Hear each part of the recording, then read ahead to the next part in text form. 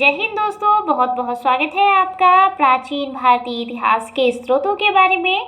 और आज हम लोग जानेंगे अरब के लेखकों के माध्यम से जितनी भी किताबों की रचना की गई है उनके माध्यम से हम भारत की जानकारी प्राप्त करेंगे। ठीक है, तो देखिए सबसे पहले हम लोगों ने जाना कि यदि हम प्राचीन भारतीय इतिहास के स्रोत के बारे में, आप खुद सोचिए, आप प्राचीन भारतीय इतिहास के बारे में जानना चाहते हैं तो कैसे जानेंगे। आज से 1000 साल, 2000 साल, 4000 साल पहले सिंधु घाटी सभ्यता से पहले या फिर उसके बाद में उस समय के इतिहास के बारे में जानना चाहते हैं तो किस प्रकार जानेंगे। तो उस समय तो सबसे पहले तो हम वेदों के माध्यम से जान सकते हैं, सबसे ज़्यादा प्राचीन काल में। फिर हम जैसे अशोक के शासनकाल में क्या हुआ था, क्योंकि अशोक ने स्तंभ लेखों पर जो शिलालेख थे उन पर उन्होंने क्या है अपनी प्रजा को शासन के बारे में बहुत सारे निर्देश दिए थे, तो शिलालेख के माध्यम से भी जान सकते हैं।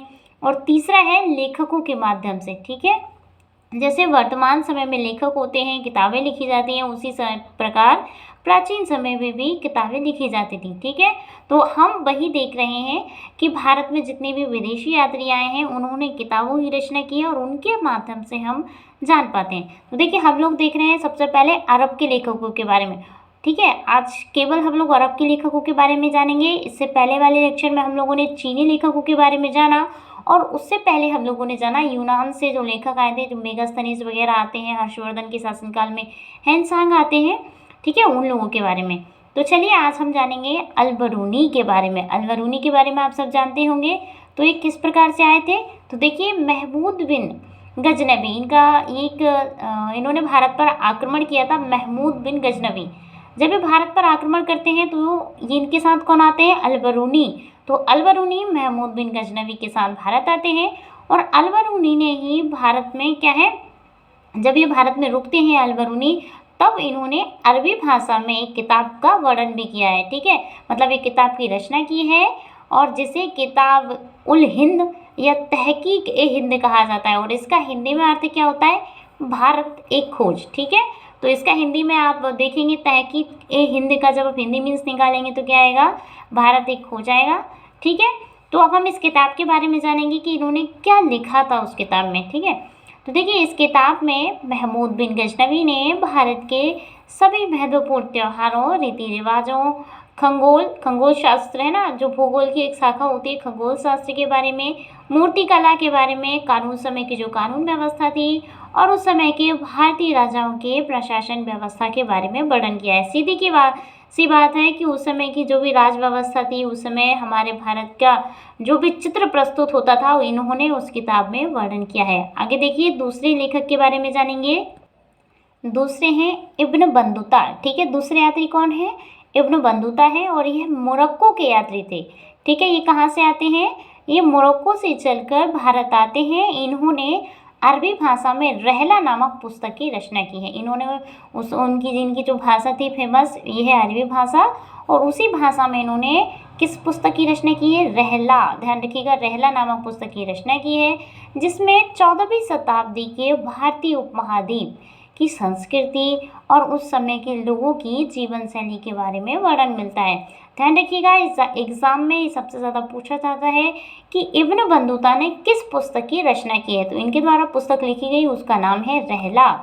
आगे देखिए सन 1333 में इब्न बंदूता दिल्ली पहुंचते थे, क्योंकि 1333 में किसका शासनकाल आ चुका था, है ना, उस समय शासनकाल चल रहा था आपका मोहम्मद बिन तुगलक। ठीक है, तो उस समय दिल्ली के, क्योंकि उस समय पे मुगल सल्तनत का जो है शासन चलता है और उस समय शासन के जो राजा रहते थे, वर्तमान समय में जब इब्न बंदूता दिल्ली में आते हैं तब मोहम्मद बिन तुगलक, ठीक है, रहते हैं। उस समय के जो भी राजा, क्या कहते हैं उसको उर्दू में, बादशाह, इस तरीके से कह सकते हैं। ठीक है, तो उस समय पर दिल्ली के बादशाह कौन रहते हैं, मोहम्मद बिन तुगलक रहते हैं और इन्होंने, मोहम्मद बिन तुगलक जो है इब्न बंदूता से बहुत ज़्यादा प्रभावित होते हैं और प्रभावित होते हैं, इसीलिए इब्न बंदूता ने इनको अपना दरबार का काजी नियुक्त कर लिया, इब्न बंदूता को। ठीक है, किसने, तो मोहम्मद बिन तुगलक ने।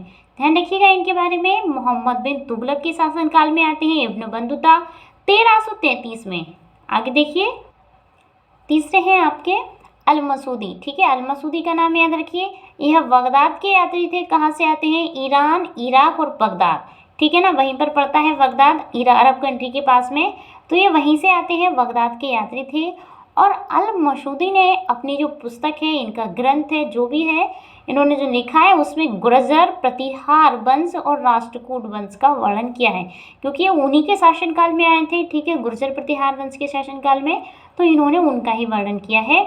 आगे देखिए सुलेमान, सुलेमान को भी याद रखिए, ये भी एक अरब यात्री थे और इन्होंने कन्नौज का जो त्रिपक्षीय संघर्ष चल रहा था कन्नौज में, ठीक है ना, वो जो राष्ट्रकूट शासकों में चल रहा था, पाल वंश, राष्ट्रकूट शासक, इन सब में, इन तीनों में त्रिकूट, क्योंकि इन तीनों का जो है संघर्ष था, तीन शासकों का अलग अलग प्रकार के, जैसे कि राष्ट्रकूट शासक थे, एक कन्नौज के शासक थे, एक पाल वंश के थे।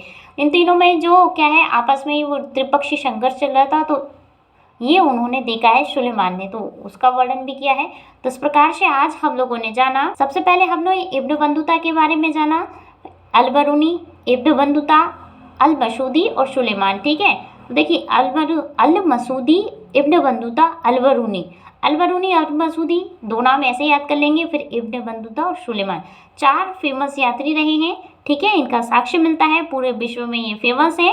आशा करते हैं इनके बारे में आपको जो भी जानकारी दी गई आपको समझ में आया होगा। मिलते हैं अगली वीडियो में, तब तक के लिए जय हिंद, जय भारत, थैंक यू।